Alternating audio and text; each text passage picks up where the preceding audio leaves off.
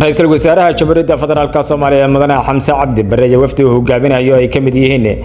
wasiirka wasaaradda gaashaandhigga Soomaaliya taliyaha ciidanka xoogga dalka Soomaaliyeed taliyaha ciidanka booliska ayaa maanta gaaray magaalada Kismaayo caasimadda ku meelgaarka ee maamul goboleedka Jubbaland.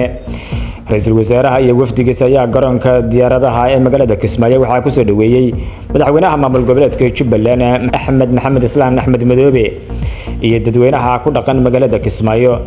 Raisulwasaaraha ayaa intuu garoonka ku sugnaa waxa uu salaan sharaf ka qaatay qaar ka mid ah saraakiisha ciidanka xoogga dalka Soomaaliya kuwa daraawishta maamul goboleedka Jubbaland oo halkaas ku sugnaa. Raisulwasaaraha ayaa u tagi doona